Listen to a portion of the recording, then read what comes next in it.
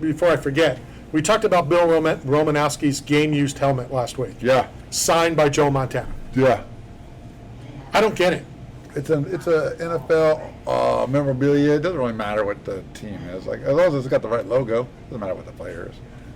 I would want Bill Romanowski to sign Bill Romanowski's jersey. Now, it's different if Bill Romanowski says nobody else can sign my helmet, like allegedly Well, if you're Tampa does. If you're like Jared Gordan, you don't even sign your name. You're signing your nickname, which is Flash. And then it gets down to flop. So it'd be like Frank that guy Trigg, and Now, all right, I'm going to give you the opportunity to tell me I was right or I was wrong. Okay. Did I get so mad and offended by it because Frank's a friend? Yes. Would I have been just as mad? I believe I would have. You wouldn't even recognize it if it was the other way around. It's just because of personal connection. Not the other way around. And again, this is the four-letter network. It's not two schmoes and a Joe or whatever you want to call this show. You know, it all rhymes, you know? You like that. You know, the dude with the funky beard that goes all the way down to his toes. Does this upset you more than Frank Trigg being disrespected on the four-letter network? Does this upset you? What? Because before the break, before the 3 o'clock hour, it was Stick and Clutch, Peanut Butter and Jelly, Cool and Aid, You and I, Me and You, and now DJ Tony and DJ Tony best friend, DJ YNOT, which is Tony in reverse. I now a new dynamic duo. I applaud it. Dude, dynamic duo. Perfect. You've been replaced. No. You're the Coco. I've moved on. Yeah, you're my because Tony's had a microphone plenty of times over here. You're the co-host, boss. I looked up and I was going to lose my stuff. And do you think Superman could beat this All guy? right, can you shut up just for 1 When second? he comes on, I want to ask you. I looked up and I saw you have something ridiculous around your neck, and I thought it was the dumb stuff that he does, and I had to look away. Luckily, it wasn't that. It's a Japanese skill toy called a kendama, and that's what Goku uses to train to beat Superman. So we're going to have a superpower, me and Tony tag team versus you and your boy, what's his name? Dean Cain? The beauty is you won't be on when he's on. Why? Matter of fact, you're not going to be on now, so we will move on without. It just so happens Caleb will be back. Oh, what? Caleb's not coming back. Why? Because he's playing for the Jets. Well, that's good. We can't call in weekly like remote. We don't have technology nowadays. What? Oh, we have our video guy here. Yeah, he's going to have his cell phone on the practice field. Why can't he put one in his helmet? We can just watch what he's doing. That would be pretty cool, though. It would be cool, but it's not possible. All right, Bo Nickal returns September 27th because he didn't show enough domination last time. He's going to do it again on the 27th. He's just waiting for that big payoff. It's not him. They're saying he's the next John Jones. It's not him. He would have signed. I've heard rumors that he's supposed to fulfill what John Jones was once supposed to be. All right, first of all, what John Jones was supposed to be, he exceeded. Because nobody could have said they anticipated John Jones to be the GOAT. Okay, and we can argue that or whatever. I think Bo Nickal has already put a bullseye on his back, just so you know. At International Fight Week, he made a couple comments. He went a little bit overboard, just a little bit. So it's put a bullseye, I think, on his back. Very similar to the bullseye that possibly could be on Tatis Jr.'s back.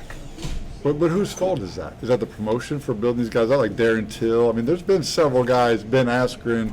I mean, there's been guys that have been built up really heavy by the promotion. Maybe Patty, like, and then they don't perform or they get knocked out. Or here's how I'll answer that. If the organization promotes the heck out of them, gives them lesser fighters, does whatever, and there's been quite a few fighters that's been like Sugar Sean. Sugar Sean, and you said Ben Askren. Yeah. The difference is that they didn't necessarily run their mouths like I feel Bo has.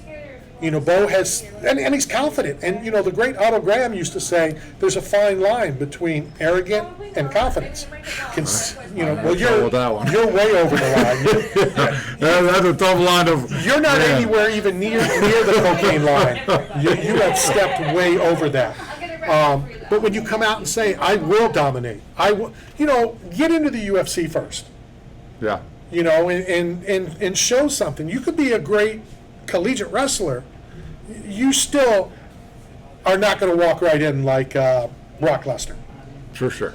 No question. You know, Brock Lesnar won that title pretty quick.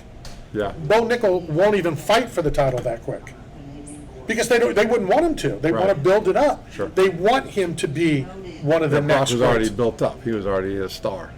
Right, Before he for came other in. reasons. Right. But But he was a legit athlete, like collegiate hold on a wrestler. second. So is Bo. Right. No, I'm not. You know, discrediting. they have equal collegiate backgrounds. Right. Right. So I understand that. I just, like Otto said, there's a fine line between cocky and confidence. You know, being conceited and confidence. And there is a fine line to that. And Bo, needs to be careful, but here's the difference. If he goes and says the things he said and he backs it up, Yeah. Patty has said some things and he's backed it up. Yeah. Connor sometimes backs it up. Right.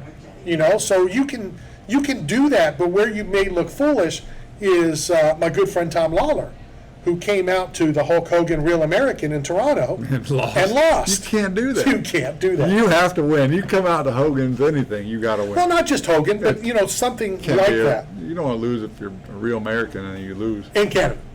Right. Because come on, you let us all down. Yeah. And I love Tom, but how about the nerds that followed the Can't call. WWE? I'm offended. They can't believe that Charlotte Flair tapped, or a Ronda tapped. I don't remember which one tapped. I think Okay. Charlotte tapped a Ronda. And I caused problems like I do. I said, well, they know how to read. That's true. It's scripted. It's, you know, It's just well choreographed art. Is all it is. and it's good art. It's a great art. And I love it. It's entertainment. And I It's enjoy fun. it. But, you know, when will these fans realize in a real fight, who knows what would happen? In that case, we all pretty much know. Ronda would dominate. Yeah, you would think. Like not even close. Ronda's In an MMA fight or a fist fight? in anything. Well, I don't know. Have you ever seen these wrestlers in a bar fight? Yeah. Yeah, it's pretty interesting. I mean, They use barbed wire and trash cans and yeah, but there's techniques to how to hit somebody with a ladder, and like they're not. I understand actually, that. They're not actually hitting you like the right way. but if Ronda can't grab a hold of an arm for a judo throw and she gets hit on top of the head by an aluminum trash can, I think you put all your money on Ronda. I mean, you gonna take that bet against Ronda in a street in a fight, real fight? in a real fight, She kickboxing, judo. I'll take the trash can.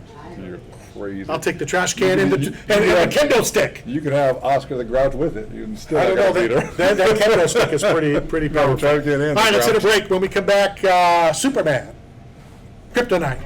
I got Goku on my side. Good. This is Knockout Radio, brought to you by 8 Man Strong and Staff Side.